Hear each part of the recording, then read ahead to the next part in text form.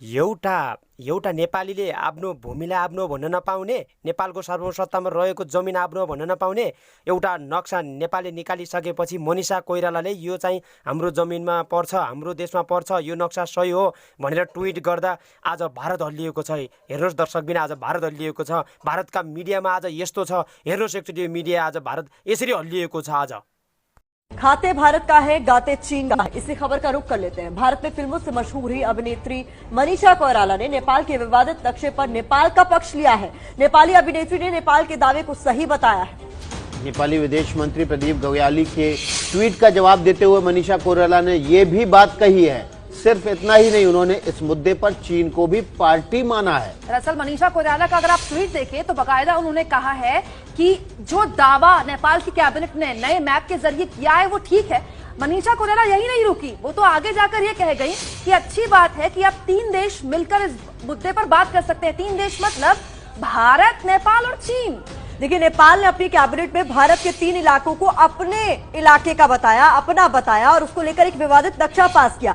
उसी पर मुखर होकर अब सामने आ गई है मनीषा कोइराला, जो कि अब तक कहीं भी तस्वीर में नहीं थी और उन्होंने इस मुद्दे पर एक विवादित बयान दे दिया। और इसलिए हम आपको खबर दिखा रहे हैं कि खाते भारत का है और गीत चीन का गाते हैं। नेपाली नागरिक रही मनीषा कोइराला, बड़ी फिल्मों में स्टार बनी, स्टारडम हासिल हुई उनको रोजगार यहाँ भारत में मिला।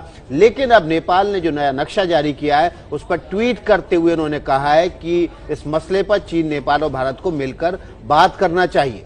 हम बता दें आपको, 90 के दशक में सौदागर फिल्म से इंडस्ट्री में उन्होंने जगह बनाई। एक वक्त में 90 के दशक में खान्स की हीरोइन कहा जाता था मनीषा कोइराला का। बेहद खूबसूरत उनकी अदा थी, उनकी फिल्में हिट होती थी। मनीषा कोइराला ने जब जो पाया है भारत से पाया है। लेकिन आज जो मनीषा कोइराला ने कहा है नेपाल के नए मैप को लेकर, वो बेहद हैरान करता है। मनीष कोइराला ने ट्वीट क्या किया है ये भी आप जान लीजिए। उन्होंने क्या मनीषा कोइराला ने ट्वीट किया, आप आपके सामने रख रहे हैं।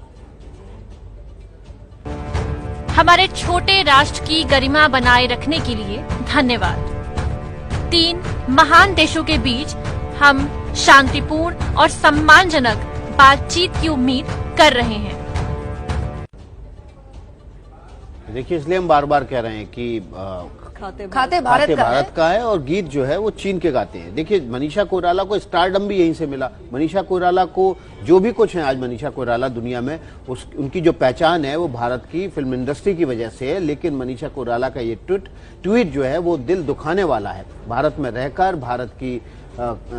भारत से रोजी रोटी कमाने वाले अब ऐसे विवादास्पद नक्शे पर ट्वीट करके चीन को पार्टी बनाने की कोशिश में जुटे हुए। तो चीन के इशारे पर क्या मनीषा कोइराला कर रही हैं एक्टिंग? देखिए, पिछले कई दिनों से चीन के इशारे पर नेपाल की तरफ से जो बयान आ रहे थे वो अच्छे नहीं थे। नेपाल की तरफ से कल एक बयान दिया गया कि दरअसल जो वायरस है वो चीन की तरफ से जो आया वो अलग था, भारत की तरफ का जो वायरस था वो अलग था।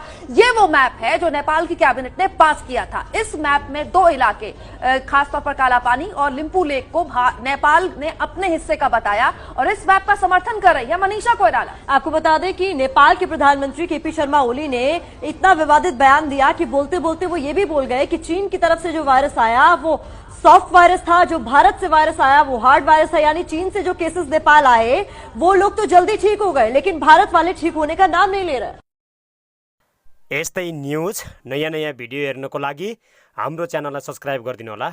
सब्स्क्राइब बटनमा क्लिक गरेर बेल आइकन पनि थिचिदिनु होला।